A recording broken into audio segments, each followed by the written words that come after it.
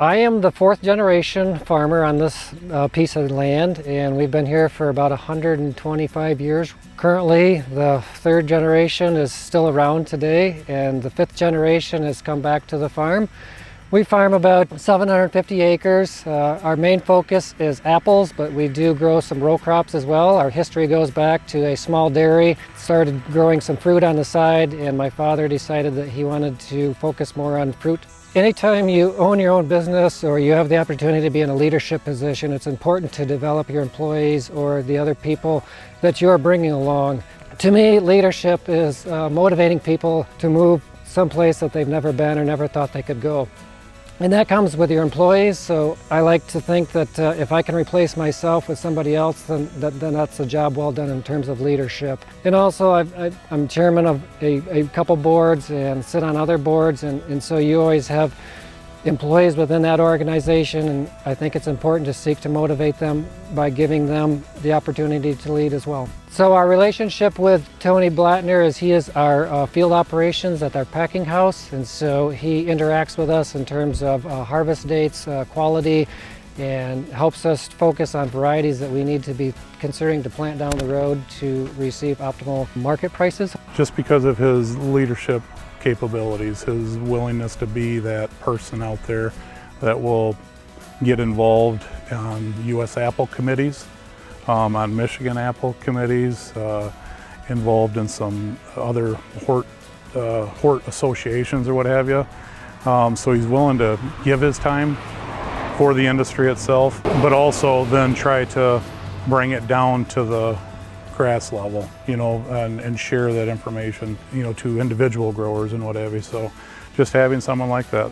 Typically growers find themselves tied to their place 24/7, and Mike has always made a strong effort to not do that and get off the farm and go take the time, even as painful as it can be, being away from the business, but to really help himself but also help others. So my relationship with Mike started 10 years ago. Really early in my career at Wilbur Ellis, I started working with Mike as his sales agronomist.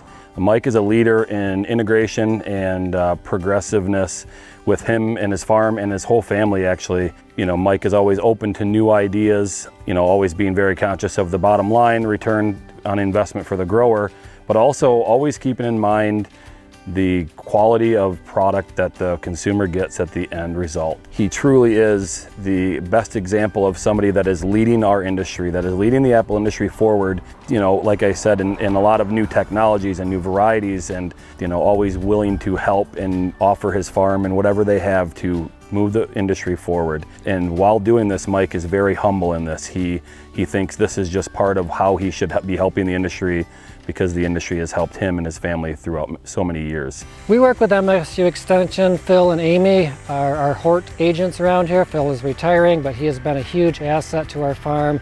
He has been instrumental in pushing us to adapt and to try new things. Amy has done a great job. She helps us in terms of IPM and disease management as well. Well, I started with Extension in 1991, worked in consumer hort a little, and then moved into the fruit area about 8 years later. I think if you are going to work with the fruit industry in West Michigan, you get to know the Wittenbach family. They're very much a part of, they're very much MSU supporters. I think they bleed green a little like the rest of us. But they have been great collaborators for doing work on their farms or contributing apples when we need things for trials and storage studies. I think Mike's successful in his own right because of the knowledge he has, but he also comes from a long family of fruit growers. So they've provided him with that foundation. On our particular farm, I've always tried to think outside of the box. I don't consider myself much of an inventor. I like to travel, pick up ideas around the world and bring them home and try to adapt them to what would work best in our environment, in our orchard. We try to be progressive in the varieties that we plant. We grow about 11 varieties currently. We are always replanting and trying to pick out the ones that we believe consumers will want and enjoy.